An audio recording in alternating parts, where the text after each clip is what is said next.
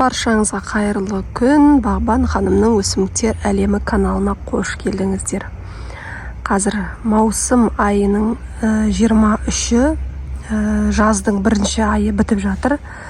Бірақ біз секілді күні салқын өңірлерде өкінішке орай қиярлар енді көтеріліп жатыр, тіпті көтерілмей жатыр. Көтеріле қалып еді, міне жел болып бізде бірнеше күн жаңбыр жауды тоқтамастан, және қатты жел болды. Міне қатты желдің шамалы болса да бақшамызға кесірі тиді. Ол біздің қиярларымыз ауырды, немесе сынып қалды. Міне қараңыздар, сынып кеткен. Осындай жағдайға ұшыраған. Жұлып алдым мына жерден. Енді мына жердегіні өзімше топырақпен етіп қойып едім, бірақ шықпайды шамасы. Қазір печетка деген еттім. Міне жұлып алдым түбінен. Қараңыздар, черная ножка деп айта алмаймын, өйткені желден құлатып кеткен. Не өстіп, осылай огурциларымның бір 5 штугы шамамен құлап қалған. Енді осы құлап қалған қиярлардың орнына мынадай жаңа қияр алып келдім. Ранец белый дейді. 43-48 күнде дайын піседі екен. Қияр егуге әлде кеш емес, аласа күн жылы болады деп ниеттенеміз. Сондықтан осы қиярларды қазір егіп шығамын. Сол өзінің орындарына егемін. Мыналарды алып тастаймын.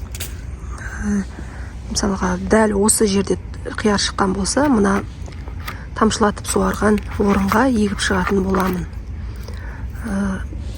Қазір өңдеу жасалған болу керек. Негізі алдын ала эпенге салып қоятыным бар еді. Осы жолы бірден жерге тыққым келіп тұр. Көрсету мақсатында мен суарып, кәдімгідей ретімен қалай қияр егіледі, солай егіп шығамын. Қазір видеоны штативке қояйын, сосын сіздерге толық түсінікті көрсететін боламын. Так, бұл бізде атыз, жаңа айтып кеттім. Енді мына жерде менде қияр өскен екен. Енді шамалы мына жерге қарай жақындап кетті. Орнын алдын ала сәл-пәл қазып дайындап аламын. Неге? Қазір алдын ала суарамын. Міне жалпы қазудың қажет жоқ. Менде тамшылап суару болғандықтан маған қазу қарай қажет емес. Және алдын ала фитоспорин құйылған сумен суарып аламын. Фитоспорин неге? Себебі алдымызда жаңбырлар бол, және жерде грибоктық аурулар болуы мүмкін. Сол аурулар болмас үшін, сол аурулар біздің қиярымызды бүлдірмес үшін алдын ала осылай суарып аламын. Қараңыздар, суарылсын.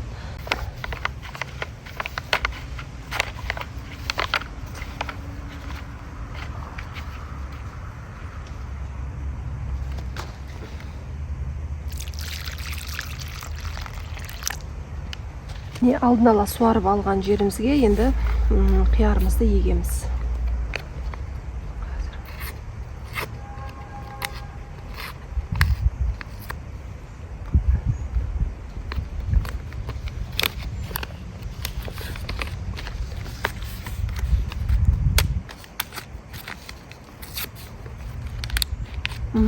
Қияр өңдеу жұмыстары жүргізілген тұқымдарымыз осындай. Енді осы тұқымдарды егіп шығамыз. Жерді мысалға 1 сантиметр тереңдікте болды жер. Тұқымымызды орналастырамыз. Және үстін басып осылай қойып қоямыз. Болды. Екінші рет суарудың қажеті жоқ. Міне сол сияқты екінші қиярдың орны шамалы 1 сантиметр тереңдікте қолымызбен қазып жібереміз.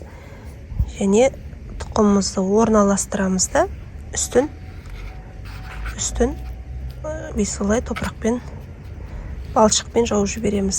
Және қайталап суарудың қажеті жоқ. Суарсаңыздар өз еріктеріңізде. Міне тағы біреуін егіп қойдық. Және мына жерде тағы қиярларымыз сынып қалған екен. Қазір көрейін. Міне, көрдіңіздер ме, түбінен сындырып кетіпті. Алып тастаймын бұны. Керек емес маған. Осы жерге енді қияр егеміз.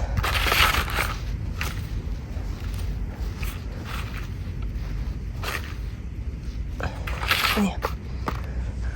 Жерді дайындап алдық. Кішкене ғана қазып қойдым, себебі қазір су құям. Міне. Су бұл менде фитоспорин қосылған су. Міне сумен құйып алам. Суымыз қазір жерге сіңсін.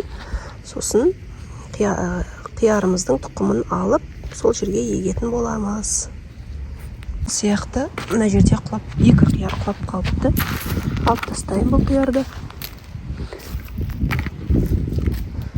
Алып тастаймын. Мына жерде қияр өссе, енді мына жерде ретеймін. Осылай дайындап аламын. Енді қазір уақытша ғой, менде жасап жатқан. Так, ертең тамшылатып суармен суарылатын болады.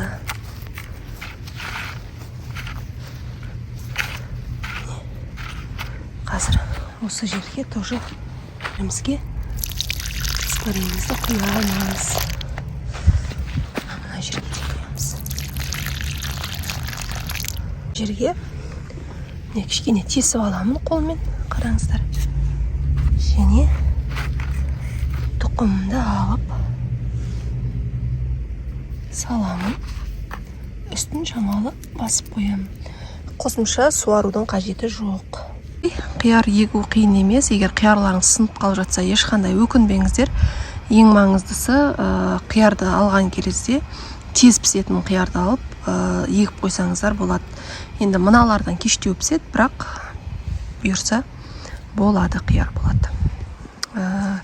Егер түсінікті болса, бағалап кетіңіздер, достарыңызбен бөлісіңіздер.